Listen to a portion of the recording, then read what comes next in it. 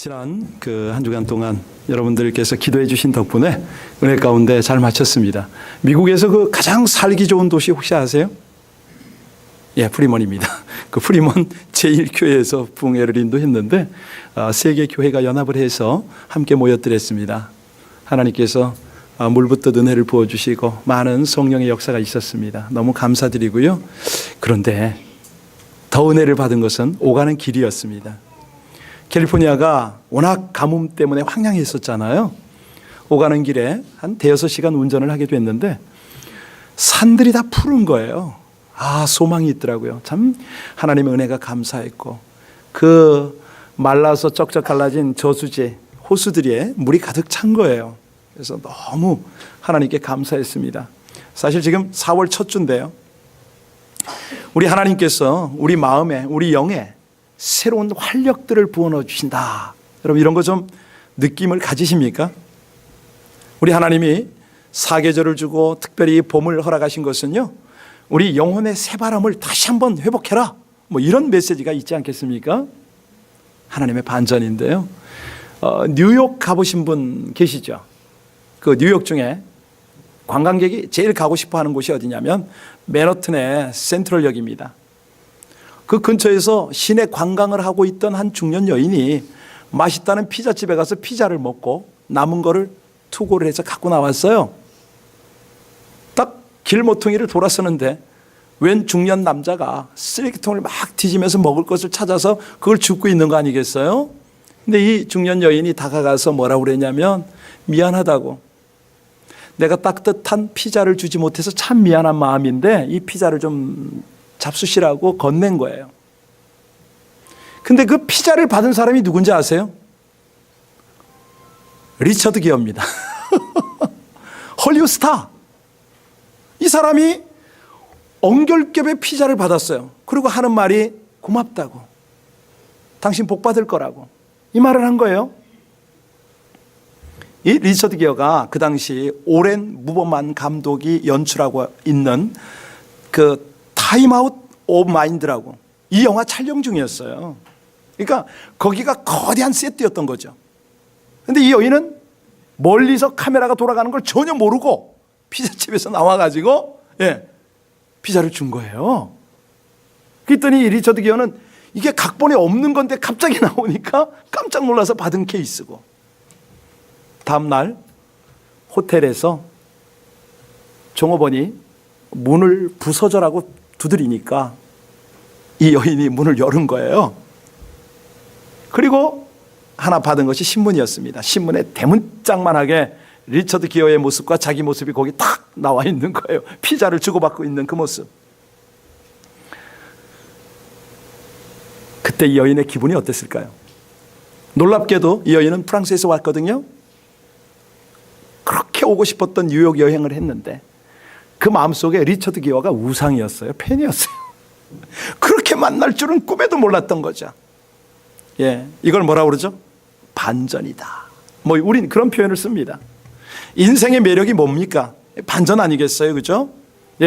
그렇게 고생 끝에 하나님의 도우심으로 완전히 역전되어서 많은 사람들이 감동을 받고 본인도 기쁘고 행복한 이 반전의 은혜.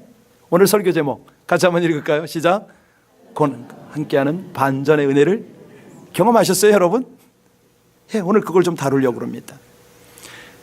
다루기 전에 먼저 여러분께 함께 나눠야 될 것이, 여러분 하나님은 반전의 하나님이심을 믿으십니까? 예, 맞습니다. 반전의 대가시죠. 어떤 때는 우리가 믿는 하나님이 원수에게 꼭 지실 것 같아요. 능력이 없는 것 같으세요. 그런데 막판에 뒤집어 주시죠. 막판 뒤집기의 명수 아닙니까?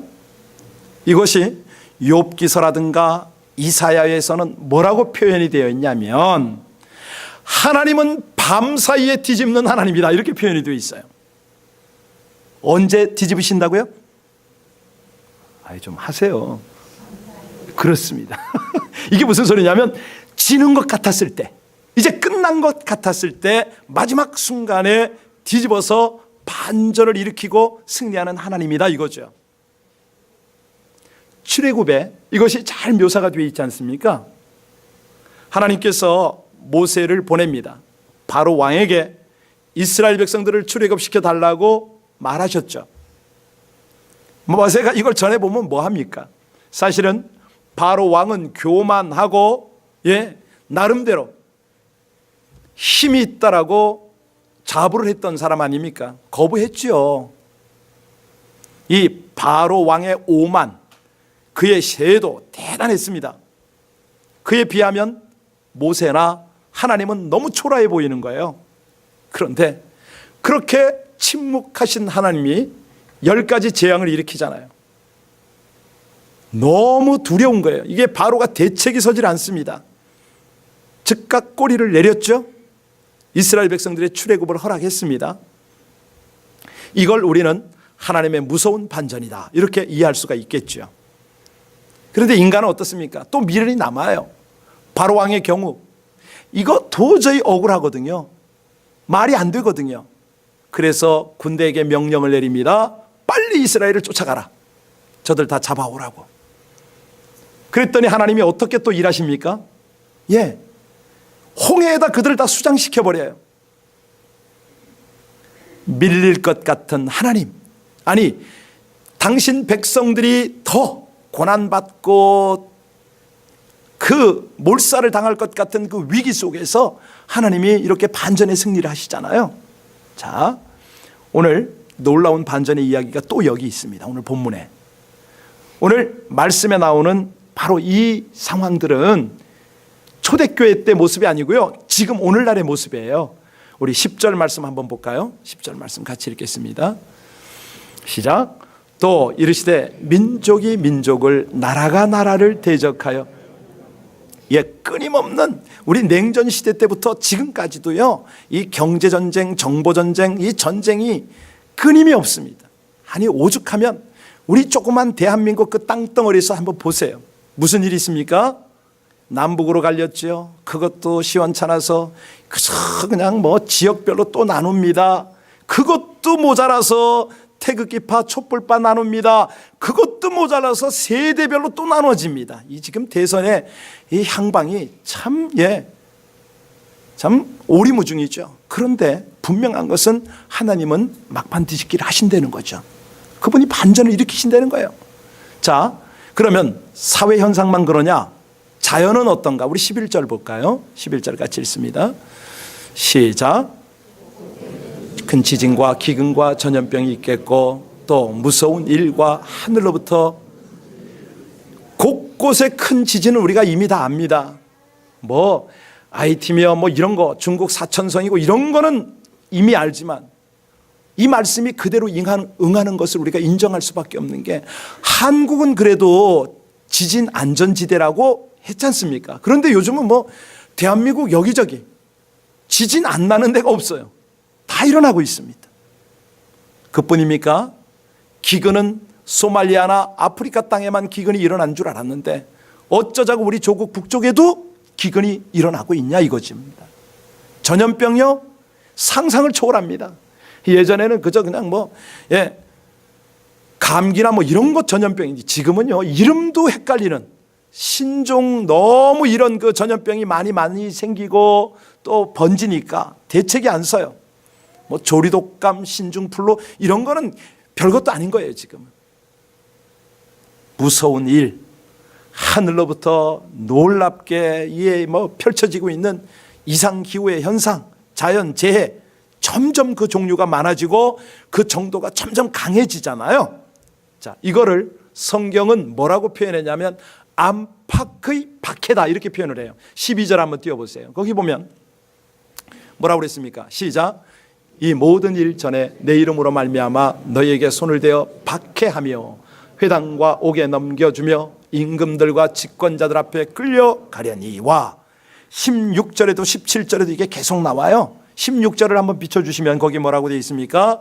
심지어 부모와 형제와 친척과 벗이 너희를 넘겨주어 너희 중에 몇을 죽이게 하겠고. 지금 꼭 이 현상이잖아요. 꼭 그렇게 최순실 게이트라고 그래야 됩니까? 고영태 게이트라고 그래야 됩니까? 도대체가 그렇게 죽고 못 살던 사람들끼리 이런 일들이 벌어지고 있잖아요. 오늘날요, 인간관계나 정치 현실이나 이 모든 곳에는 권모, 술수, 배신, 배반, 난무를 합니다. 자, 그러면 이런 상황 속에 살아가는 우리는 주님으로부터 어떤 지침을 배워야 되느냐, 무엇을 깨달아야 되느냐, 오늘 본문을 살필 텐데요. 세 가지를 놓치시면 안 됩니다. 잘 적으셔야 됩니다. 이따가 나누시려면 적는 게 유리합니다. 첫 번째는 19절에 나옵니다. 우리 19절 말씀 함께 읽습니다. 시작. 너희의 인내로 너희 영혼을 얻으리라. 자, 환난 중에, 고난 중에 반전의 은혜를 경험하는 첫 번째 비결이 뭐라고요? 인내입니다. 인내. 마틴 루터 종교 개혁자죠. 그가 이 표현을 뭐라고 자기가 번역을 했냐면 인내로서 너희 영혼을 붙잡아라 이렇게 표현을 했네요. 인내로서 너희 영혼을 붙잡아라.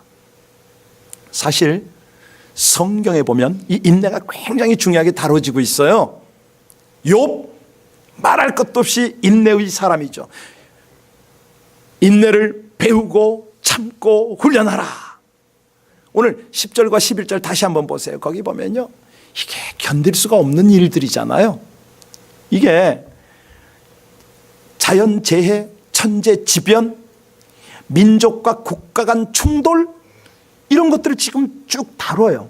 그런데 여러분, 이게요, 그 당시만 있었나요? 오늘날도 있어요.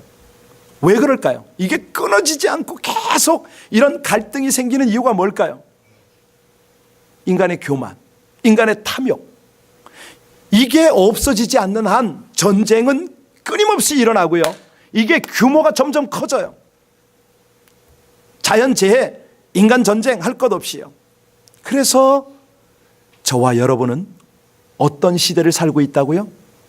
말세 지말에 살고 있습니다. 말세 지말의 뜻이 뭡니까? 말세 중에서도 마지막 말세, 말세의 끝에 살고 있다, 그러지 않습니까? 그런데 와, 놀라운 반전은 13절이에요. 이거를 우리 주님은 뭐라고 표현하셨냐면 13절 보겠습니다. 시작. 일이 도리어 너희에게, 와, 이런 전쟁과 재해와 갈등과 배신이 너희에게 뭐가 된다고요? 증거가 되는 거 믿으세요? 반전이죠. 이거를 쉽게 이해하기 위해서는요, 밤이 깊을수록 새벽이 가깝다, 아침이 다가온다는 거죠. 상대주의가 절대화가 되는 세상은요, 절대자가 오실 날이 가깝다, 이거 반증입니다. 다시 말씀드립니다. 우리 주님 오실 날이 가깝다. 이게 영적 공격이 심할수록요, 이 세상이 역풍이죠. 그럴 때일수록 하나님의 사람들은 승리의 깃발을 나부낀다 이거예요. 이걸 흔든다는 거죠. 승리의 깃발, 여호와 니스의 깃발을 흔들 수가 있다. 과연 그럴까요? 우리 청년들, 미국 최대 스포츠가 뭐죠? 슈퍼볼 맞아요? 언제 열리죠? 네, 지난 2월에 열렸습니다. 올해 어디서 열렸습니까? 휴스턴. 결승전 경기가 어디하고 어디가 붙었죠? 뉴 잉글랜드하고 애틀랜타가 붙었잖아요. 경기 결과는요, 기가 막힌 역전 드라마가 펼쳐졌잖아요. 아니, 미국 사람 그러면 슈퍼볼 하면 뭐 미치잖아요, 미쳐. 예, 전 그 다 룰을 완벽하게 다 몰라요. 그런데도 막 다른 사람들이 열광을 하니까 저도 덩달아서 그냥 가서 보고 있고 그러는데, 예, 뉴스나 여러 그 해설을 통해서 그걸 한번 자세히 한번 살펴봤습니다. 어떤 장면이 연출되었길래 그렇게 열광을 했을까? 나중에 감동적 상황, 극적인 역전극이 펼쳐졌는데요. 이게 뭐 온 관중들이 박수를 쳤잖아요. 치열한 경기가 펼쳐지는데 연장전 접전 끝에 제임스 화이트가 극적인 터치다운을 했거든요. 그래서 34대 28로 이겼어요. 34대 28인데 여러분, 재밌는 거는요, 13분 전까지 3대 28로 지고 있었어요. 3대 28, 본 사람이 있군요. 예, 그렇게 지고 있었어요. 나중에 13분 그 시간 안에 25점을 뽑아냈다고요. 상대에게 한 점도 안 주고. 이 말로 할 수 없는 드라마. 이게 슈퍼볼 사상 처음으로 결승전에서 연장전을 치렀다고 그러잖아요. 그 연장전 치르고 나서 결국은 우승을 해냈는데, 그때 MVP가 누구였습니까? 브래디라고 그래요. 브래디. 이 사람은 처음에 입단할 때까지, 뉴 잉글랜드 팀에 입단할 때까지는요, 순위가 199인가 하여튼 그래요. 실력은 있었는데 인정을 못 받았던 거죠. 바닥을 그렇게 헤매다가 바로 이날 완전 역전의 주역이 돼버린 거예요. 근데 이 사람이 기자들하고 간담회를 하면서 소감을 물었더니 뭐라고 대답했냐면, 이 모든 결과가 믿어지지 않는다고, 자기가 해놓고도 못 믿겠다 이거예요. 그러면서 동료와 코치와 팀이 너무 자랑스럽습니다. 제가 이 훌륭한 팀의 일원이 된 것 너무너무 감사합니다라고 소감을 밝혔어요. 여러분 어떠세요? 우리가 화면을 보지 않았지만 약간은 조금 느낌이 전달이 됩니까? 중요한 건요, 이 반전 인생이라는 것은 절대 저절로 찾아오지 않습니다. 가장 어려울 때 끝까지 잘 참는 거예요. 인내하는 거예요. 그래서 반전을 경험해요. 혹시 여러분 중에 경제적 어려움이 있습니까? 정신적 고통이 있습니까? 인간관계 불화가 있습니까? 그러면요, 아주 그냥 시도 때도 없이 그냥 막 분노가 치밀을 때가 있어요. 아니, 좌절이 되기도 하죠. 그런데 하나님은 우리에게 뭐라고 그러십니까? 그거 참고 견디랍니다. 잘 인내하랍니다. 우리 하나님이요, 우리에게 주시는 것은요, 반전은, 하나님이 반전을 허락하시는 것은 그냥 일어나는 것이 아니고, 환난과 고통과 슬픔을 참고 압박감을 참을 때에 이게 이제 계기가 된다는 거죠. 그래서 이 반전이라는 것은 아무에게나 쉽게 일어나고 그러지 않습니다. 예배 드렸다고 그냥 확 일어나고 그런 거 아니에요. 여러분, 고통을 참을 때 반전의 기회가 옴을 믿으시길 바랍니다. 아니, 좀 더 정확하게요, 고통을 견디는 자에게, 기도하며 견디는 자에게 하나님은 반전의 기회를 주시는 하나님이신 줄로 믿습니다. 어떤 아이가요, 그림을 그리다가 실수를 했어요. 물감을 왕창 쏟아버렸거든요. 그랬더니 얘가 지가 억질러 놓고 울어요. 왜 울죠? 큰일 났다. 이 사실을 감정으로 표현하고 있어요. 막 울어버려. 엄마가 어떻게 할까요? 다가와서 이것이 조심하지 않고 바보같이 쏟았다고 나무라잖아요. 그죠? 그런데 생각으로는 어떤 생각이 들어요? 이거 봐라, 이거 물감값이 얼마냐, 이거 세탁하면 세탁비가 얼마냐, 계속 이제 이 머리로 계산하면서 성질을 내요. 이성으로 반응하는 거죠. 그런데 우리 하나님의 반응은 어떻습니까? 우리 하나님은요, 바닥에 엎질러진 그 물감 가지고 작업을 하세요. 카페트에 묻어있는 걸 가지고 작품을 만드세요. 아니, 그 아이의 손을 잡고 완성을 하세요. 여러분, 여러분의 하나님은 여러분들이 실수하고 부족해서 어쩔 줄 몰라 할 때에 우리 마음 잡아주시고, 괜찮아, 아직도 바닥에 있는 물감 가지고 너 얼마든지 만들어낼 수가 있어. 그렇게 우리를 격려하시고 반전시키셔서 우리를 행복하게 해주시는 분이심을 믿으시길 바랍니다. 이게 이제 반전의 은총이라고 그래요. 사람은 포기하지만 하나님은 포기하지 않지요. 사람은 계산하지만 하나님은 계산하지 않지요. 하나님은 우리가 우왕좌왕할 때 우리를 평안 가운데로 인도하시죠. 미완성의 인생을 완벽한 작품으로 만들어 가시는 분이 바로 하나님이시죠. 이 반전의 은혜를 경험하시길 주의 이름으로 축원합니다. 그래서 그 반전의 은혜는 첫 번째가 어떤 조건이냐? 인내입니다. 인내. 이 인내라는 것은 성령의 열매 중 하나 아닙니까? 오직 성령의 열매는 사랑과 희락과 화평과 오래 참음과 자비와 양성과 충성과 온유와 절제니 이 같은 것을 금지할 법이 없느니라. 우리가요, 환난의 징조가 점점 뚜렷해질 때, 내 주변 환경이 점점 어려워질 때, 그럴 때 어떻게 하라고요? 19절 다시 한번 읽어보겠습니다. 자, 19절 말씀입니다. 시작. 너희의 인내로 너희 영혼을 얻으리라. 그래서 이거를 깨달았던 초대교회 인사가 있어요. 여러분, 우리가 보통 크리스천들이 인사할 때 뭐라고 인사합니까? 우리 저 성경적 인사법이 뭐죠? 샬롬 그럽니까? 초대교회는 뭐라고 인사했을까요? 마라나타 그랬습니다. 자, 샬롬의 뜻이 뭡니까? 평안입니다. 마라나타는요? 주 예수여 어서 오시옵소서. 왜요? 왜 그런 인사를 했습니까? 너무 환난이 극심하니까, 너무 어렵고 힘드니까. 우리 옆 사람에게 인사할까요? 마라나타. 샬롬으로 하실래요? 둘 다 하실래요? 마라나타예요. 마라나타. 만만치 않아요. 경제 환경, 인간관계 만만치 않아요.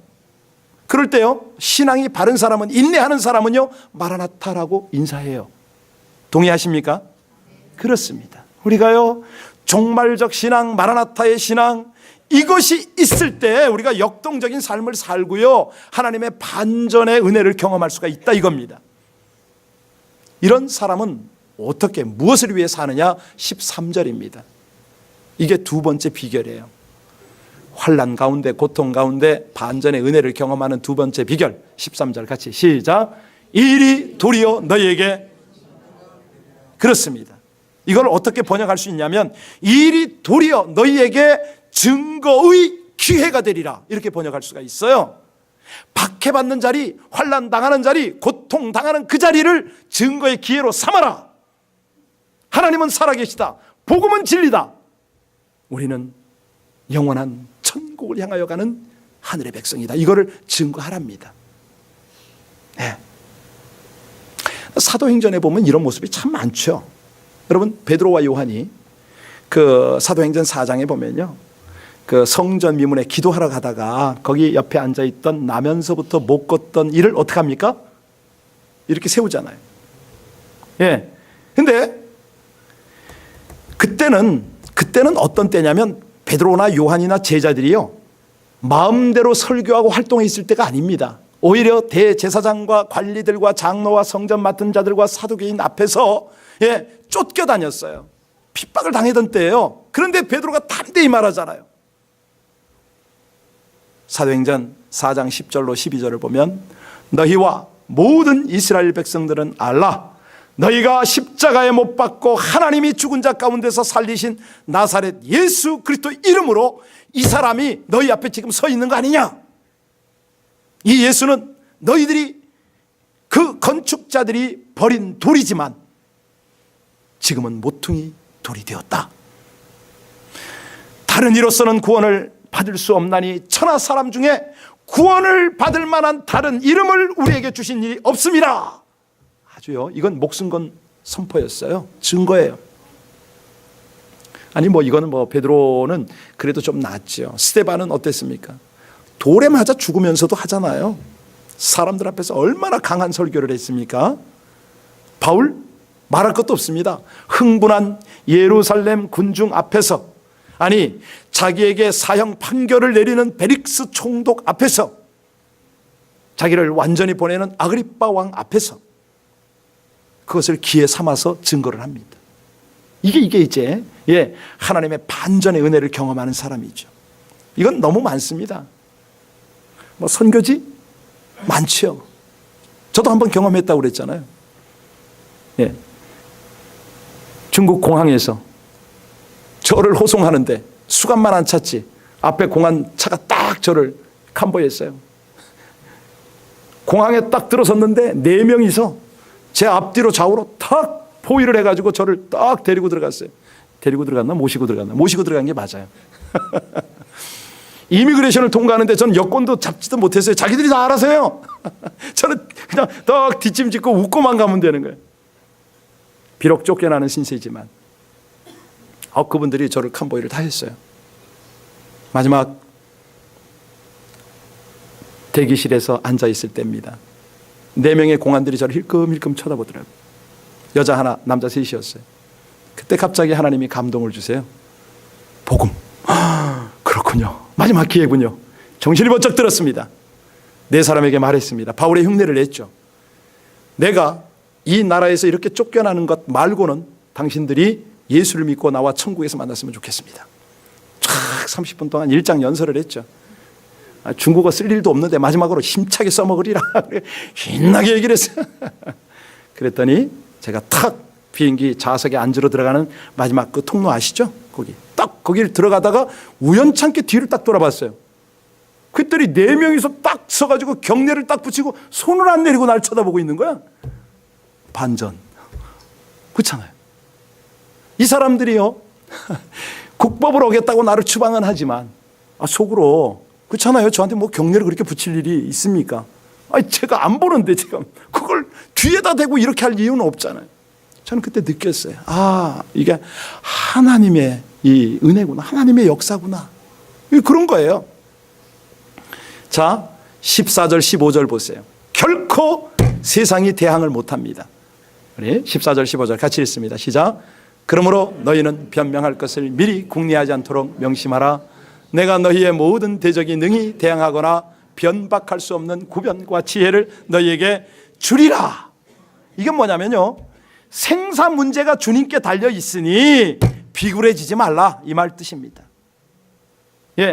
이 고발하고 변명하는 것은 같은 수준의 싸움이에요. 아시겠습니까?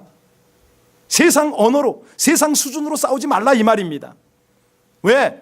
하나님의 싸움은 하나님이 변명하시고 하나님이 보호하시고 하나님이 변호하신다. 널 위해서 그렇게 애쓰지 말라, 이 뜻이죠. 그냥 너희 본분만 하라 이거예요. 증거만 하라 이거예요. 15절에 보세요. 주님은요, 우리에게 대적을 넉넉히 대항할 수 있는 이 구변과 지혜를 주시겠다, 이 말 하셨잖아요. 이건 뭐냐면 천상의 언어를 주세요. 천상의 언어. 그러니까 지금 돌아보니까 그런 거예요. 그 4명이서, 아니 제가 이 중국어가 모국어가 아니잖아요.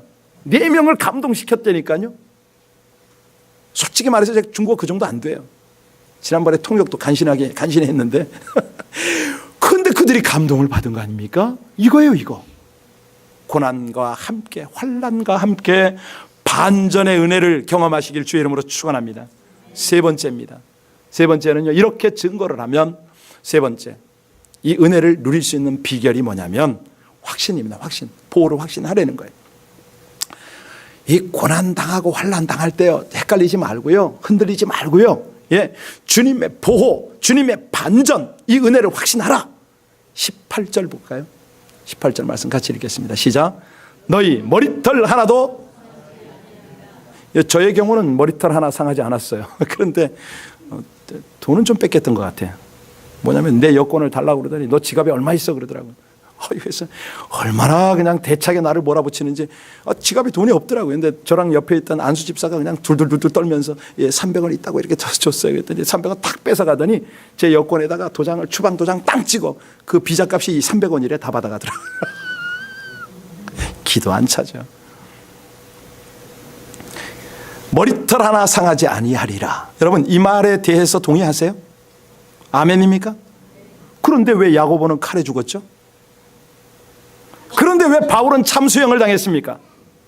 왜 베드로는 십자가에 거꾸로 달려 죽었어요? 감사한 게요, 우리가 신앙의 반전입니다. 하나님이 하신다니까요. 이거를 이해하지 못하면 계속 걱정과 세속에 빠져 살 수밖에 없어요. 그런데 필요한 것이 뭡니까? 인내 아닙니까? 인내. 참으라는 거예요. 결국은 우리가 흰 옷을 입은 승리자로 살 수 있다는 거죠. 그런데요, 이게 언제 일어나는지 아세요? 여러분, 우리 아이들 농구 참 좋아하잖아요. 농구. 지금도 우리 동빈이라든가 제임스라든가 이런 애들 보면요, 밤에 갖다 농구장에 풀어놓으면요, 밤새도록 해요. 밥 먹는 거 다 잊어버리고 농구해요.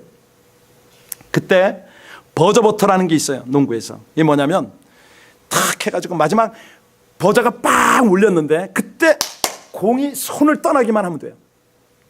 그냥 3점 슛을 날랐어.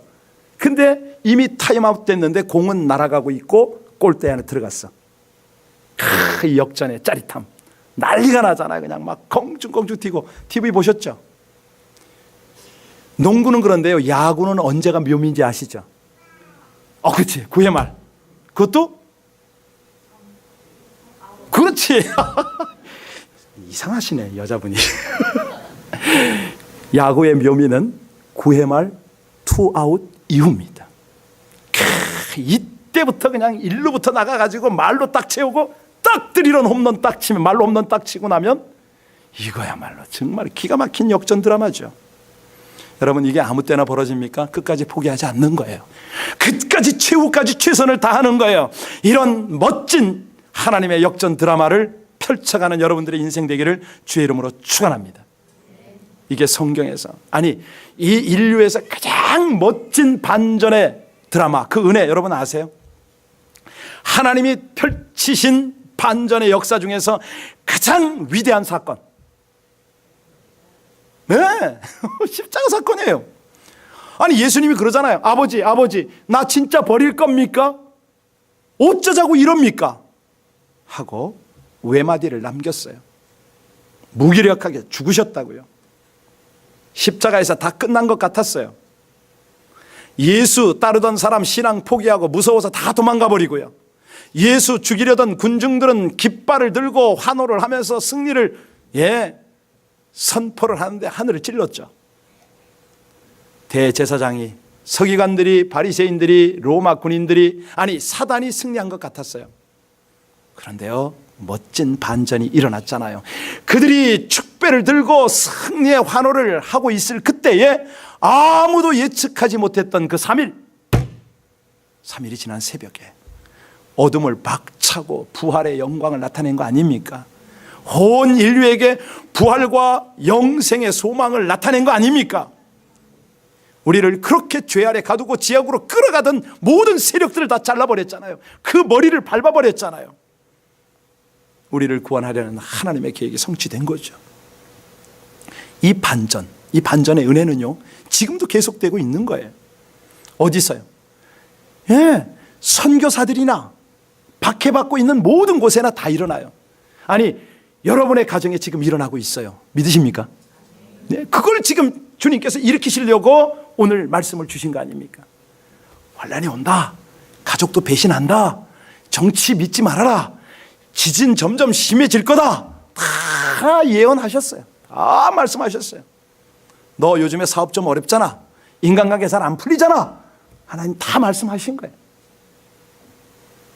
너 육신적으로 너무 힘들지, 정신적으로 아프지, 이거는 반전의 은혜를 경험할 수 있는 기회야. 하나님 그렇게 하시는 겁니다. 자, 인내도 알았고 증거도 알았고 확신도 알았어요. 근데 이거는요, 인내를 할 수 있고 증거를 하고 확신을 가지는 이거는요, 어디서 오느냐? 하나밖에 없어요. 기도밖에 없습니다. 기도해야, 고난 중에도 인내하며 기도해야 반전의 은혜를 경험하게 됨을 믿습니다. 고난이 와고 환난이 와도 내가 복음을 증거하고 하나님을 증거하며 기도할 때 이 은혜를 경험하게 될 줄로 믿습니다. 끝까지 확신하세요. 포기하지 마세요. 절대로 내려놓지 마세요. 제발 부탁합니다. 어려울수록, 고통스러울수록 혼자 해결하려고 하지 마세요. 하나님께 완전히 맡기세요. 항복하세요. 포기하지 말고 지속적으로 기도하세요. 지금 우리가 사순절 지나고 있잖아요. 고난주간 앞두고 있잖아요. 고난과 함께 반전의 은혜를 구할 것입니다. 저 한국 도착하면 바로 전 수양관으로 올라갑니다. 고난주간에 거기 있을 거예요. 저만 위해서 기도하겠습니까? 우리 교회와 여러분을 위해서 기도하겠죠. 우리가 함께요, 이 고난과 함께 반전의 은혜를 구하러 갑시다. 빠지지 마세요. 반드시 환난과 함께하는 반전의 은혜를 여러분에게 하나님은 예비하셨고 경험하게 하실 줄로 믿습니다. 함께 기도하겠습니다.